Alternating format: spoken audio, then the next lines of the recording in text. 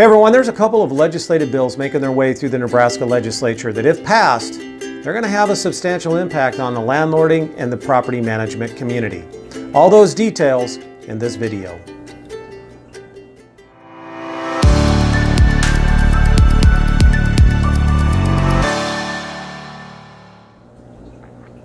Hey everyone, my name is Paul Vacheski. I'm the director of Randall School of Real Estate. Before we get started, do me a favor, hit that subscribe button, click that little notification bell, give this video a thumbs up, and if you would, please share this video with colleagues that you think might benefit from the contents in this video.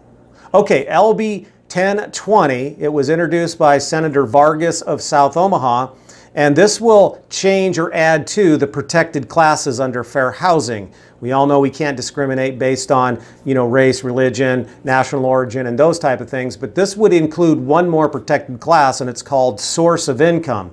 Now, what does this matter? It matters because this very language has been used across the United States in state and local jurisdictions that creates a protected class based on the source of income. So what that means for you, potentially for you landlords and property managers, is you would no longer be able to say no to things like Section 8.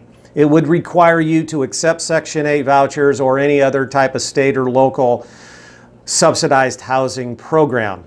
Now, the second legislative bill that you need to be aware of is LB 864. This is the bed bug statute.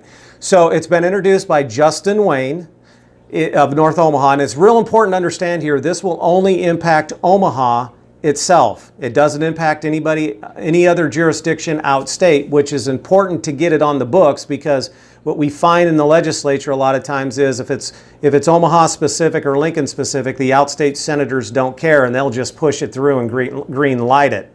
And I think that may be the intent here. Now, what it would require is landlords and property managers to be absolutely responsible for any bed bug infestation, no matter the cause. So even if the tenant were to be the cause for infestation, the landlord or the property owner would still be required to pay for the cleanup. Now, a couple of things as far as the mechanics of this bill. Number one is, as soon as the tenant makes a complaint to the landlord or the property manager, then the landlord has to hire a qualified pest inspector. There's no doing it yourself. The inspector comes out. The inspector says yes or no. The inspector says, here's what we think that you need to do for course of action for treatment. The tenant must comply. The landlord must comply. And oh, by the way, the landlord must pay for not only the inspection, but also the treatment. Now, one concern here that I have, or a couple of concerns, but number one is there is no limit to how many times the tenant can complain. So if the tenant complains 10 times every month, then the landlord is compelled under the law to have a qualified inspector come out for each complaint to pay for it. So if you have a vindictive tenant, this could be problematic.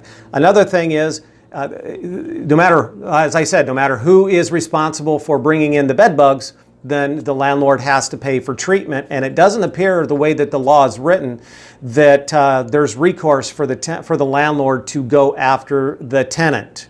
If there is bed bugs and the qualified inspector treats it and the tenant is not complying with the recommendations of the inspector, the only option that I see under the proposed legislation, only recourse for the landlord or the manager, is a 30-day notice, which really is problematic for the process. So anyways, two bills that I thought maybe you should know about. Again, I will put the links down below in the comments section, not only for the links to the proposed legislation, but also a link to if you want to opine with your state legislator and let them know your position on each one of those. It's quick and easy for you. So that's all I got. Hey, don't forget, if you would, please like the Randall School YouTube page or subscribe to the Randall School YouTube page. Give this video a thumbs up, and please make sure anybody in the community, you share this video with them, because they need to know as well. Until next time, have a great day.